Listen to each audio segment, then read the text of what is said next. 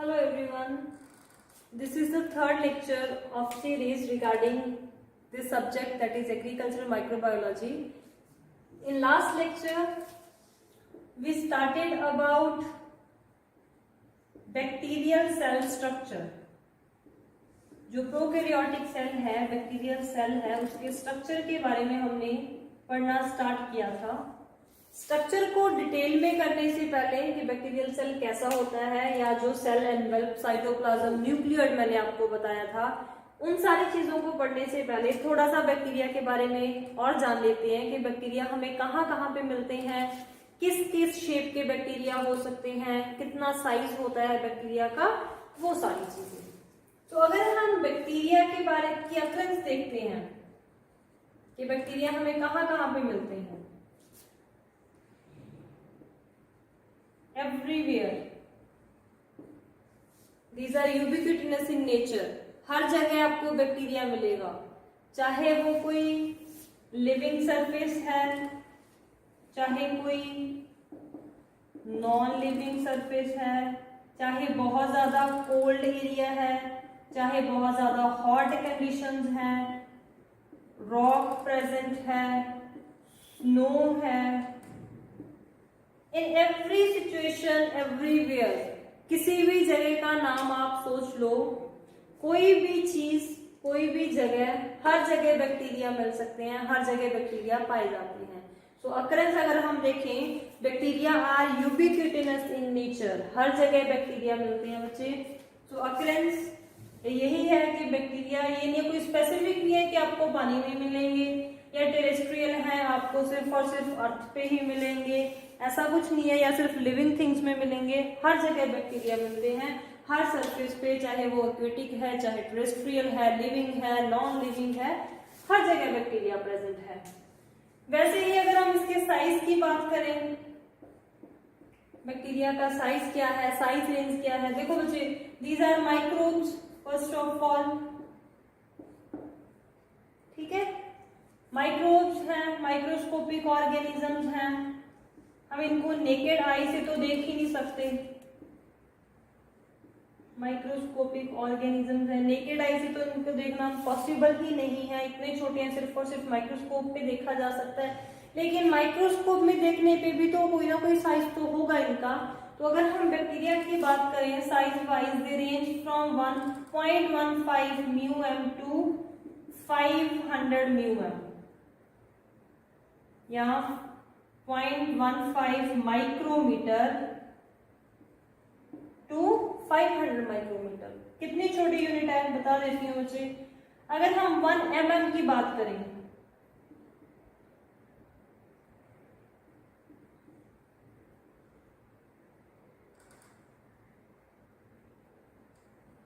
अगर ये 1 सेंटीमीटर है, ठीक है, उसमें 10 mm होते हैं, कहाँ 1 सेंटीमीटर, उसमें आगे 10 mm, 1 2 3 4 5 6 7 8 9 10, 1 mm मतलब सिर्फ इतना सा डिस्टेंस, या सिर्फ इतना सा डिस्टेंस, 1 mm सिर्फ इतना सा डिस्टेंस है ना, इससे भी कहीं ज्यादा कम, मतलब मैंने ज्यादा ड्रॉ कर दिया। और इस 1 mm का अगर आगे हम 1000 डिविजन्स करते हैं, या बोलो कि 1 mm के अंदर कितने माइक्रोमीटर आते हैं, 1000। आप इस छोटे से डॉट को 1000 पार्ट्स में डिवाइड करोगे, तब जाके आपको 1 माइक्रोमीटर डिस्टेंस मिलेगा, ठीक है। और जो सबसे छोटा बैक्टीरिया है, दैट इज 0.15 माइक्रोमीटर, 1 माइक्रोमीटर भी नहीं है वो, 1 माइक्रोमीटर में से भी 85% पार्ट खत्म है, सिर्फ 0.15 ऑफ 1 माइक्रोमीटर, इतना छोटा बैक्टीरिया। ज्यादा से ज्यादा 500, मतलब 1 mm भी कंप्लीट नहीं होता, आधा mm, 0.5 mm ओनली। तो इतने छोटे होते हैं बैक्टीरिया। ऑफ कोर्स हमें पता है, फर्स्ट डे हमने डिस्कस किया था, they come under the category of microbes, they are microscopic organisms. हम सिर्फ और सिर्फ उन्हें माइक्रो ऑर्गेनिज्म से देख सकते हैं, क्योंकि उनका साइज ही बहुत छोटा है। हमारी जो आई की रेजोल्यूशन है वो इतनी छोटी चीजों को देख ही नहीं सकती, नेकेड आई से हम कभी भी बैक्टीरिया को नहीं देख सकते क्योंकि उनका साइज बहुत कम होता है, लेकिन फिर भी अगर हमको एक रेंज बतानी है तो bacterial range exist from 0.15 micrometre to 500 micrometre. इतना छोटा, बड़े से बड़ा, इतना बड़ा, सिर्फ इसी रेंज के बैक्टीरिया होते हैं। इससे कोई छोटा नहीं है, इस साइज से कोई बड़ा नहीं है। अगर हम अकरेंस की बात करें, दे आर यूबिक्विटिनस इन नेचर, हर जगह प्रेजेंट है। अगर हम साइज की बात करें तो this is the size range of bacteria, इतने साइज के बैक्टीरिया हो सकते हैं। उसके बाद आता है मुझे शेप ऑफ बैक्टीरिया। अगर हम बैक्टीरिया की शेप के बारे में बात करते हैं, किस शेप के होते हैं बैक्टीरिया, मतलब जब हम कभी बैक्टीरिया के बारे में सोचते हैं हमें लगता है कि कोई राउंड सा स्ट्रक्चर होता होगा।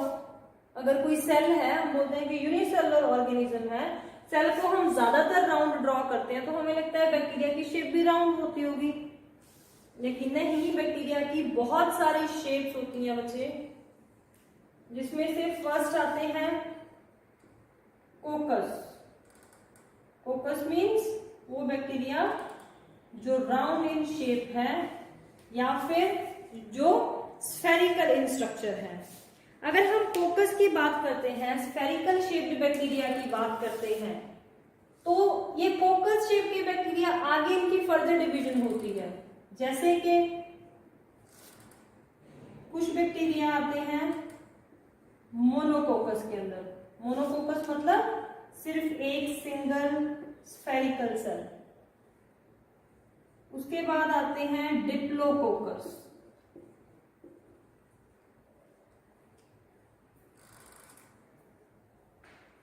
ऐसे दो सेल।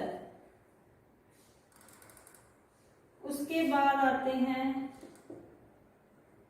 स्ट्रेप्टोकोकस। स्ट्रेप्टो कब शेप यूज की जाती है? स्ट्रेप्टो मीन्स वो बैक्टीरिया जो एक चेन में प्रेजेंट है, लेकिन राउंड शेप उनकी राउंड ही होगी। क्यों होगी? क्योंकि वो सारे कोकस शेप के बैक्टीरिया हैं। कोकस मीन्स राउंड, ठीक है। Strepto, monococcus, diplococcus, streptococcus, tetracoccus,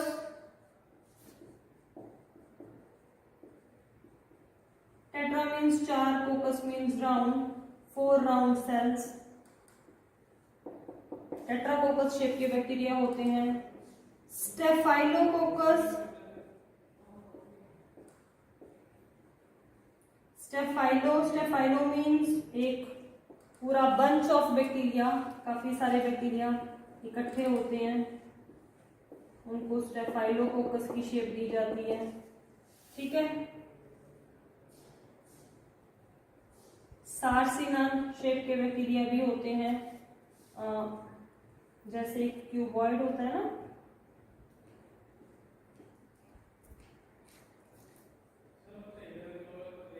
एक, दो, तीन, चार, पांच, 6, सात, 8, ऐसे क्यूबॉइड की शेप में 8 बैक्टीरिया प्रेजेंट होते हैं, उसको बोला जाता है सार्सिना शेप। जो फर्स्ट शेप है बैक्टीरिया की, या जिस शेप के बैक्टीरिया हो सकते हैं, दैट इज राउंड शेप, या जिसको कोकस भी बोला जाता है। कोकस मींस राउंड। कोकस शेप के बैक्टीरिया होते हैं, लेकिन कोकस शेप के बैक्टीरिया को फर्दर आगे डिवाइड किया गया है।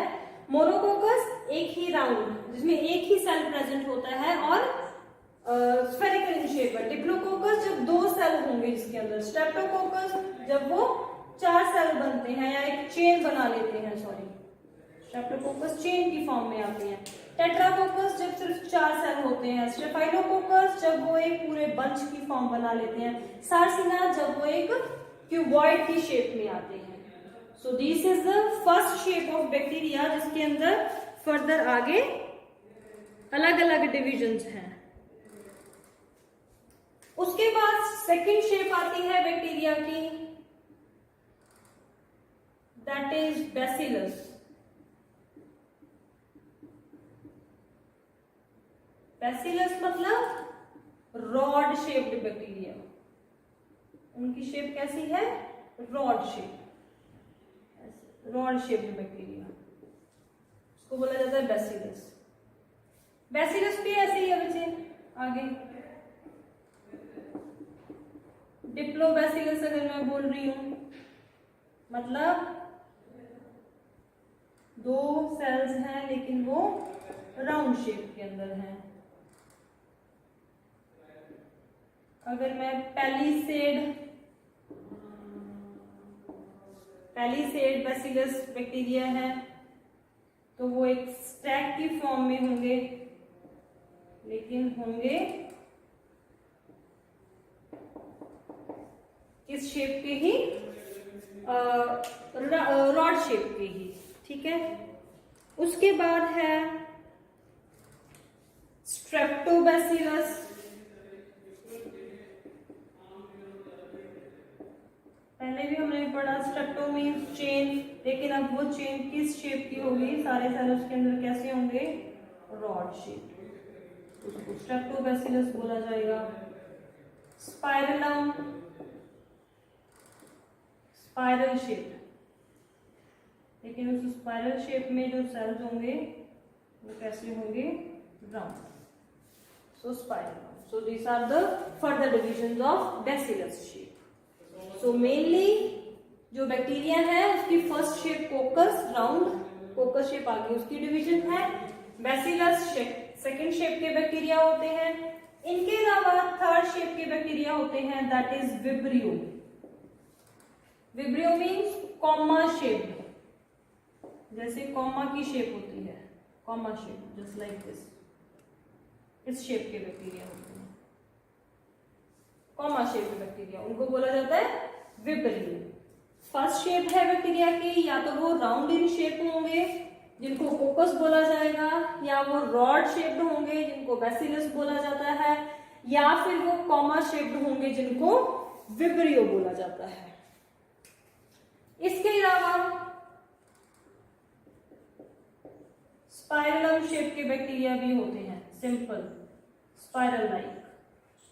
एक तो स्पाइरलम बैसिलस में आता है, मतलब वो चेन बनती स्पाइरल की फॉर्म में है, लेकिन रॉड शेप्ड बैक्टीरिया होते हैं इसके अंदर, या फिर सिंपल स्पाइरल शेप्ड बैक्टीरिया आपको मिलते हैं, रिबन की शेप के जैसे, स्पाइरल की शेप के जैसे बैक्टीरिया। सो इस अलग अलग टाइप की शेप्स होती हैं बैक्टीरिया की, कोकस round, bacillus rod shape, vibrio comma shaped, spirillum मतलब वो स्पाइरल की शेप में है।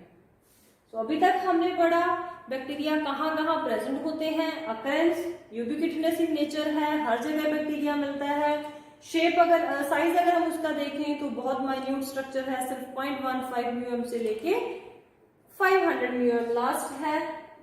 सो ये सारी उसकी शेप्स हैं बैक्टीरिया की।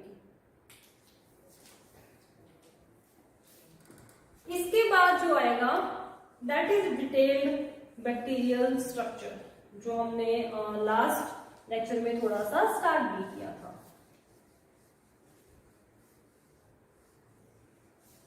मैंने आपको उस दिन भी बताया था, थोड़ा सा रिपीट कर देती हूँ कि अगर हम बैक्टीरियल सेल की बात कर रहे हैं, स्ट्रक्चर की बात कर रहे हैं, तो उसके 3 मेन कंपोनेंट्स आएंगे बच्चे। One is cell envelope, another one is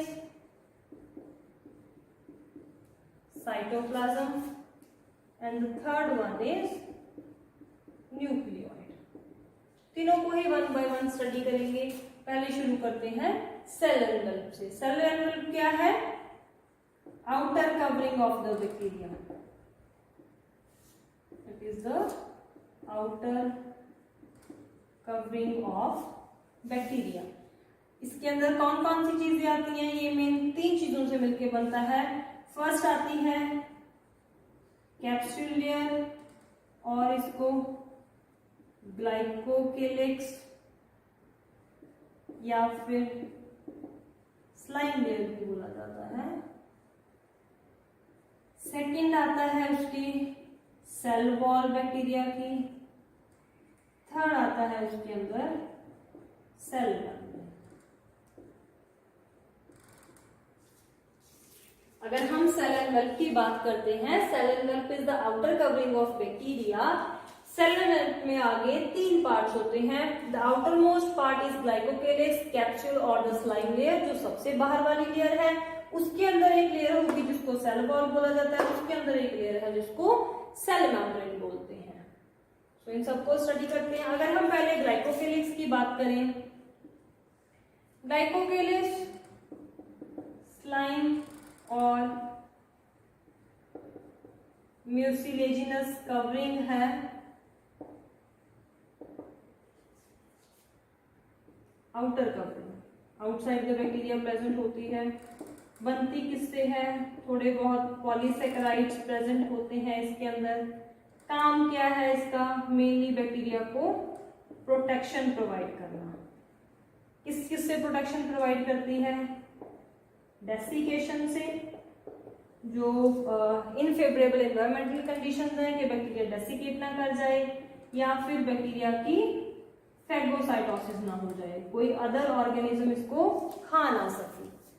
ठीक है, जो आउटर लेयर है वो एक म्यूसिलेजिनस स्लाइम लेयर होती है, जेली लाइक लेयर होती है। आउटर कवरिंग है, थोड़े बहुत पॉलीसेकेराइड्स प्रेजेंट होते हैं उसके अंदर। काम क्या है उसका? प्रोटेक्शन प्रोवाइड करना बैक्टीरिया को। किस चीज से? कि बैक्टीरिया डेसिकेट ना हो, जो आउटर एनवायरमेंटल कंडीशंस है उनको सरवाइव कर सके, और उसकी फैगोसाइटोसिस ना हो, कोई अदर ऑर्गेनिज्म उसको खा ना सके। सो दिस इज द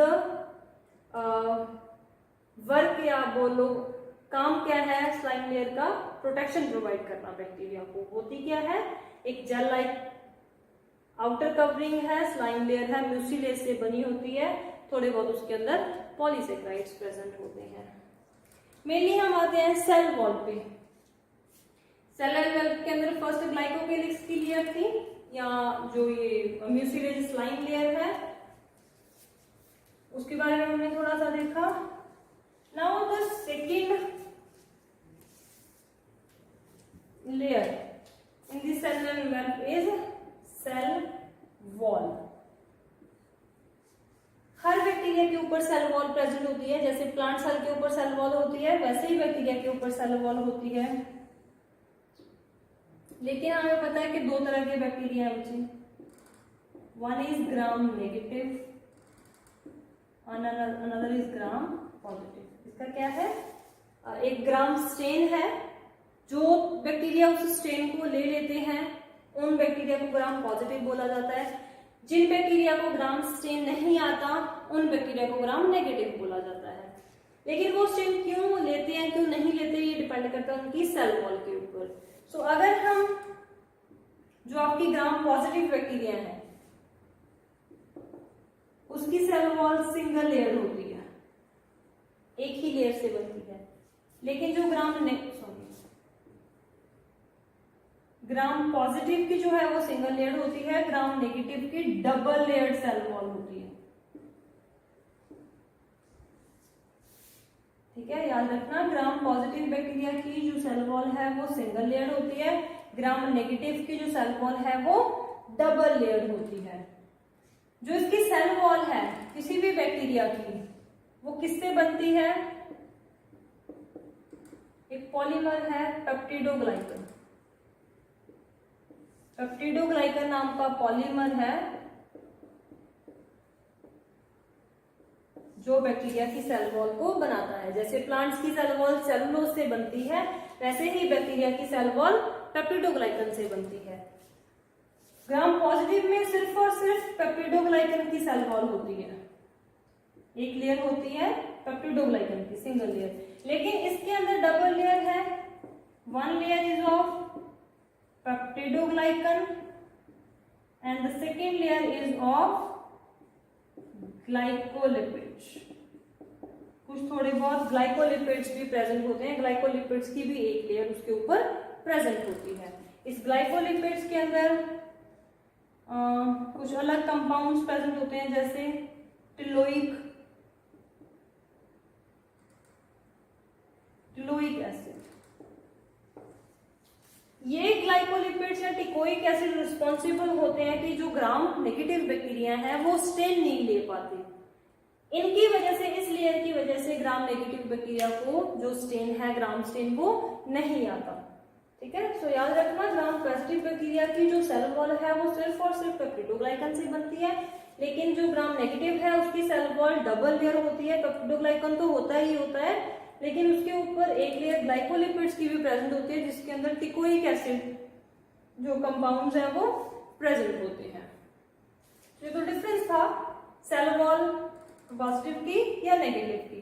इसके बारे में थोड़ा सा पढ़ते हैं। मैंने बोला कि जो बैक्टीरिया की सेल वॉल है उसका मेन कंपोनेंट क्या है या किससे वो मेनली बनती है, पेप्टिडोग्लाइकन से। अब ये पेप्टिडोग्लाइकन क्या है? सो बैक्टीरिया की सेल वॉल किस कंपाउंड से बनती है? पेप्टिडोग्लाइकन। पेप्टिडोग्लाइकन क्या है? Nature wise it is a polysaccharide. Polysaccharides means polysaccharides are polymers. वो पॉलीमर्स होते हैं। पॉलीमर्स किससे जुड़ के बनते हैं? डिफरेंट डिफरेंट मोनोमर्स से। ठीक है। जो पेप्टिडोग्लाइकन है वो एक पॉलीसेकेराइड है। पॉलीसेकेराइड मतलब उसके अंदर बहुत सारे many saccharides, poly means many, saccharides means sugars, many sugar molecules जुड़े होते हैं। और जब बहुत सारी कोई चीजें इकट्ठा जुड़ती है उसको हम पॉलीमर बोलते हैं। जिन चीजों को जुड़ के वो पॉलीमर बनता है उनको हम मोनोमर्स बोलते हैं। सो मैनी शुगर्स मतलब बहुत सारे शुगर मोनोमर्स आपस में जुड़ते हैं तो एक पॉलीमर बनता है, जिसको हम पॉलीसेकेराइड्स बोलते हैं। और पॉलीसेकेराइड्स अलग अलग तरह के हैं, उनमें से एक पॉलीसेकेराइड है पेप्टिडोग्लाइकन। It's a polymer. किस चीज का पॉलीमर है? शुगर्स का पॉलीमर, सेकेराइड्स का पॉलीमर। कौन से शुगर्स? जैसे अगर हम सेलुलोज की बात करते हैं प्लांट्स के अंदर, तो सेलुलोज भी एक पॉलीमर है, लेकिन वो किस मोनोमर से जुड़ के बना है, किस शुगर से जुड़ के बना है? ग्लूकोज से। वैसे ही पेप्टिडोग्लाइकन भी एक पॉलीमर है, लेकिन उसके अंदर जो शुगर जुड़ती हैं, पेप्टिडोग्लाइकन में 2 सेकेराइड्स जुड़ते हैं बच्चे, that is NAG and NAM. So अगर मैं आपको यहाँ पे दिखाऊं, NAG plus NAG plus NAG plus NAG, ऐसे करके लंबी चेन बनती है। इस लंबी चेन को क्या बोला जाता है? Peptidoglycan.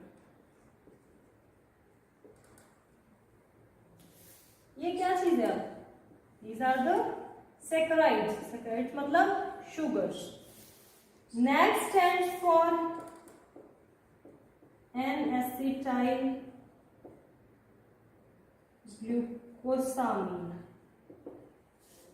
N-acetyl glucosamine. NAB means N-acetyl muramic acid.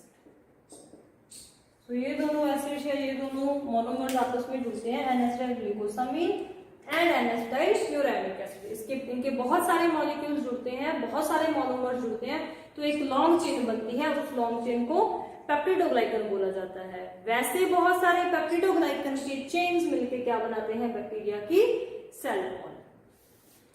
Gram positive या नेगेटिव की सेल वॉल में एक तो ये डिफरेंस है कि जो पॉजिटिव बैक्टीरिया है उसके अंदर सिर्फ और सिर्फ ये पेप्टिडोग्लाइकन की वॉल होती है, लेकिन नेगेटिव बैक्टीरिया के अंदर पेप्टिडोग्लाइकन की इस सेल वॉल के साथ साथ एक ग्लाइकोलिपिड्स की लेयर भी प्रेजेंट होती है। दूसरा, जो आपके ग्राम नेगेटिव बैक्टीरिया हैं, ग्राम नेगेटिव बैक्टीरिया जिसके अंदर डबल लेयर प्रेजेंट होती है, इसकी पेप्टिडोग्लाइकन प्लस ग्लाइकोलिपिड्स, उनके अंदर जो ये मोनोमर्स हैं नैग या नैम, उनका भी डिफरेंस होता है। वो कैसे? जो आपके ग्राम नेगेटिव बैक्टीरिया की सेल वॉल है उसके अंदर दोनों चीजें प्रेजेंट होती हैं। ग्राम नेगेटिव में जो नैग एंड नैम दोनों मॉलिक्यूल्स प्रेजेंट होते हैं। जो पेप्टिडोग्लाइकन बनता है वो नैग या नैम दोनों से ही मिलके बनता है।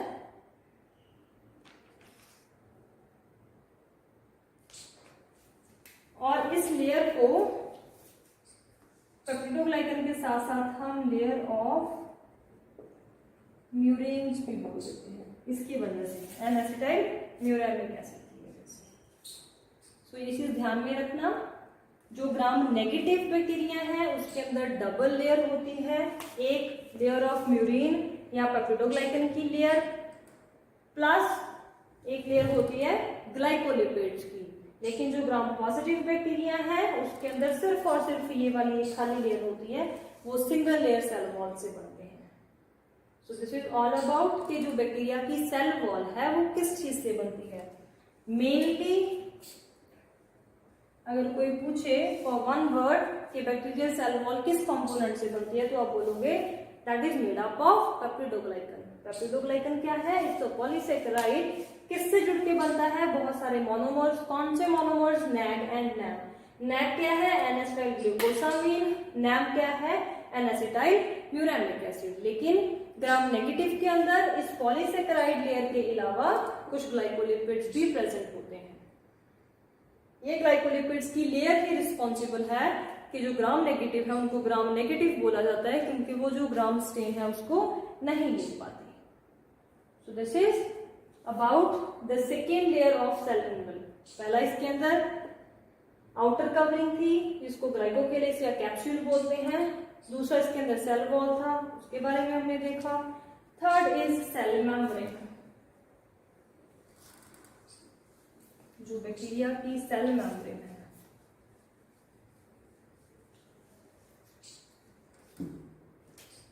वो भी सेल एनिमल का ही पार्ट है।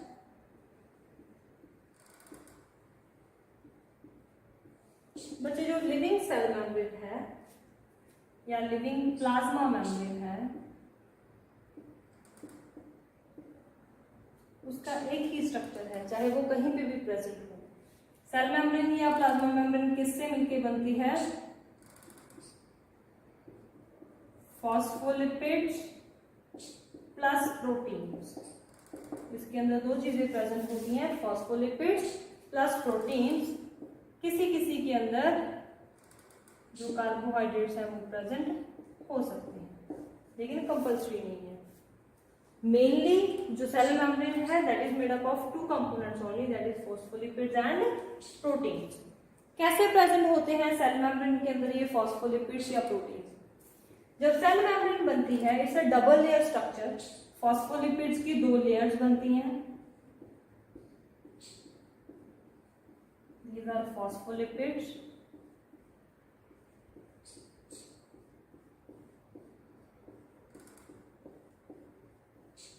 and these are the two layers of phospholipids। phospholipids की दो लेयर्स, वो लिपिड जिनके साथ फॉस्फेट जुड़ा हुआ है। और प्रोटीन्स, प्रोटीन्स कैसे प्रेजेंट होती हैं? इस लेयर के बाहर भी प्रोटीन्स होती हैं जिनको बोला जाता है एक्सट्रिंसिक प्रोटीन्स।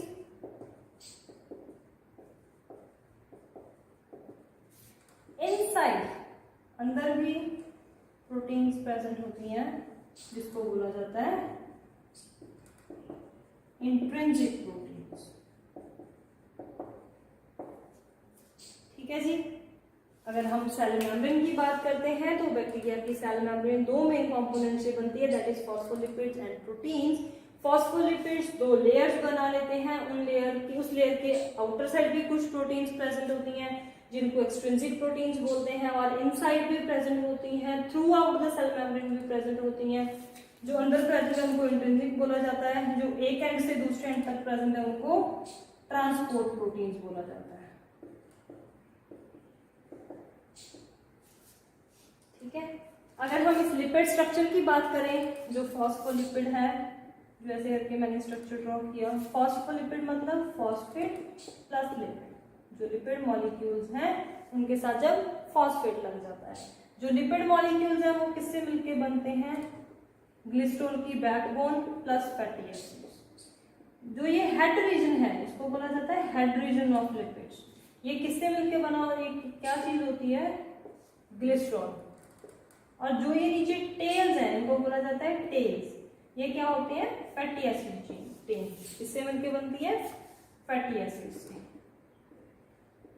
और जो हेड रीजन है that is hydrophilic in nature, water loving. Hydro मतलब वाटर, फिलिक मतलब लविंग, मतलब पानी के साथ वो रह सकता है, हाइड्रोफिलिक। लेकिन जो फैटी एसिड चेन्स होती हैं they are hydrophobic in nature, वो पानी के साथ कांटेक्ट में नहीं आ सकती, वाटर मॉलिक्यूल्स के साथ उनका प्यार नहीं है, they are hydro water phobic, phobia है उनको वाटर से, वाटर लविंग नहीं होते वो, इसीलिए वो सेल मेम्ब्रेन के इनसाइड प्रेजेंट होते हैं, ऊपर ऊपर सिर्फ हेड रीजन प्रेजेंट होता है जो कि हाइड्रोफिलिक है। हेड रीजन किससे बनता है?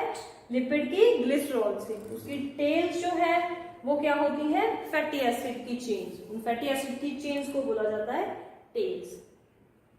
So this is all about the structure of a cell membrane of bacteria, या जो प्लाज्मा मेम्ब्रेन है, लिविंग प्लाज्मा मेम्ब्रेन या सेल मेम्ब्रेन, उसका यही स्ट्रक्चर होता है। वो इन्हीं दो कंपोनेंट से मिलकर बनती है, that is phospholipids and proteins. वो प्रोटीन्स इंटरनल भी हो सकती है, इंट्रिंसिक भी हो सकती है, एक्सट्रिंसिक भी हो सकती है, throughout the cell membrane भी होती है, जिनको ट्रांसपोर्ट प्रोटीन्स बोलते हैं। जो ये मैंने आपको फॉस्फोलिपिड्स ड्रॉ किए हैं, अगर हम इसके स्ट्रक्चर की बात करें तो इनमें एक हेड रीजन होता है, एक टेल्स होती हैं। हेड रीजन ग्लिसरॉल से बनता है, जो लिपिड्स का ग्लिसरॉल मॉलिक्यूल है। जो टेल रीजन है वो फैटी एसिड या फैटी एसाइल चेन्स होती हैं। हेड रीजन हाइड्रोफिलिक होता है, वाटर लविंग है, पानी के कांटेक्ट में आ सकता है, लेकिन जो टेल होती हैं वो हाइड्रोफोबिक होती हैं, वो पानी के कांटेक्ट में नहीं आती। तो यहां तक हमने कवर किया है सिर्फ और सिर्फ सेल एनवेलप, जिसमें हमने आउटर लेयर पढ़ी जो था कैप्सूल या स्लाइम लेयर, जिसको ग्लाइकोकेलिक्स भी बोलते हैं। उसके बाद हमने सेल मेम्ब्रेन, सेल वॉल के बारे में पढ़ा, देन हमने सेल मेम्ब्रेन के बारे में पढ़ा। ये तीनों चीजें मिलके क्या बनाती हैं? Cell envelope. ग्लाइकोकेलिक्स का फंक्शन मैंने आपको बता दिया था कि just to protect the bacteria. अगर हम कैप्सूल या ग्लाइकोकेलिक्स जो आउटर लेयर है उसकी बात करते हैं तो उसका काम क्या है? प्रोटेक्शन प्रोवाइड करना बैक्टीरिया को। उसके बाद आती है सेल वॉल। सेल वॉल का क्या काम है? सेल वॉल का काम भी एक तो वो प्रोटेक्शन प्रोवाइड करता है बैक्टीरिया को, दूसरा अगर बैक्टीरिया की कोई शेप होती है तो वो किसकी वजह से है, या उसका शेप या स्ट्रक्चर वो किसकी वजह से होता है? सिर्फ और सिर्फ सेल वॉल की वजह से। उसके बाद हमने पढ़ा सेल मेम्ब्रेन। सेल मेम्ब्रेन किस चीज के लिए प्रेजेंट होती है बैक्टीरिया के अंदर? मेनली ट्रांसपोर्ट के लिए, transport of materials from inside to outside. अगर किसी चीज ने बैक्टीरिया के अंदर आना है या बाहर जाना है, उस चीज का वो ट्रांसपोर्ट सारा किसके थ्रू होता है? सेल मेम्ब्रेन के थ्रू होता है। सेल वॉल तो सभी चीजों को अंदर आने देती है, जो सेल मेम्ब्रेन होती है वो सिलेक्टिवली परमिएबल होती है। सेल वॉल इज ऑलवेज, उसका जो नेचर है दैट इज सिलेक्टिवली परमिएबल। वो डिसाइड करती है कि कौन सी चीज बैक्टीरिया के अंदर आ सकती है, कौन सी नहीं आ सकती। तो ट्रांसपोर्ट किसके थ्रू होता है, किसकी वजह से होता है? सेल मेम्ब्रेन के थ्रू, इसके सिलेक्टिवल नेचर की वजह से। So these are the functions of all that three layers: capsule, cell wall and cell membrane. ये तीनों चीजें, तीनों लेयर्स मिलकर क्या बनाती हैं? Cell envelope. Glycocalyx, cell wall, cell membrane. अभी तक हमने सिर्फ इन तीनों के बारे में पढ़ा, और ये है क्या? Overall cell envelope. उसके बाद बारी आएगी मुझे इसके cytoplasm and nucleoid. We will do these two components के साइटोप्लाज्म क्या है इन डिटेल, इसके अंदर कौन कौन सी चीजें प्रेजेंट है, न्यूक्लियोइड क्या है, in our next lecture. This is all for today, so thank you so much.